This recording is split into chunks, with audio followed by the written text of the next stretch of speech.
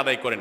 অনেক মহিলারা আছেন জোহরের নামাজ আসরের সময় গিয়ে আদায় করেন, আসরের কাছাকাছি আদায় করেন, কারণ গৃহস্থলী কাজে ব্যস্ত থাকেন, রান্নাবাড়ার কাজে ব্যস্ত থাকেন, গা গোসল নিয়ে ব্যস্ত থাকেন। করছি করে এই রান্নাবাড়া করা, সবাইকে খাবার দাবার দেওয়া, ছেলে মেয়েকে খাবার দাবার দেওয়া, ঘর ইত্যাদি মোছা ধোয়া, এগুলো করতে করতে নিজের গোসল টোসল করতে করতে 3টা সাড়ে 3টা বেজে যায়। অনেক সময় আসরের ওয়াক্তের কাছাকাছি গিয়ে তারপর জোহরের নামাজ আদায় করেন। খুবই গর্হিত একটা কাজ। আমার মা বোনরা সতর্ক থাকবেন এ ব্যাপারে, যে নামাজ সময় মতো আদায় করতে হবে।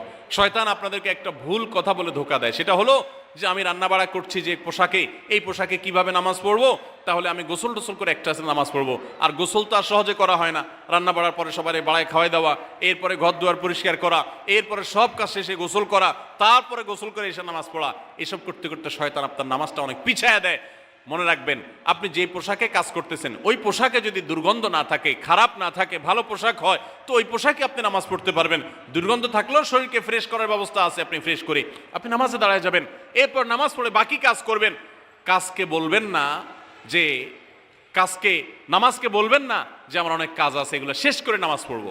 শয়তান আমাদেরকে ধোঁকা দেয়। এই জন্য মা বোনরা 5 ওয়াক্ত নামাজ সময় মতো আদায় করবেন, ঠিকঠাক মতো আদায় করবেন। অনেক মা বোনরা আপনারা নামাজ পড়েন, নামাজ হয় না। বাংলাদেশে বেশিরভাগ মহিলাদের, নারীদের মধ্যে একটা ভুল আছে নামাজ প্রসঙ্গে, সেটা হলো যে নামাজের মধ্যে সতরটা ভালো করে ঢাকেন না। সতর কি? মেয়েদের নামাজের মধ্যে মুখমণ্ডল ছাড়া, 2 হাতের কবজি ছাড়া তাদের মাথা থেকে পা পর্যন্ত পুরো শরীর তারা ঢেকে রাখবে। আজকাল নামাজের ওড়না পাওয়া যায়, এই ওড়নাগুলো পড়লে এই মুখমণ্ডল ছাড়া 2 হাত এক সহকারে ঢাকা থাকে, এভাবে ঢেকে রাখতে হবে।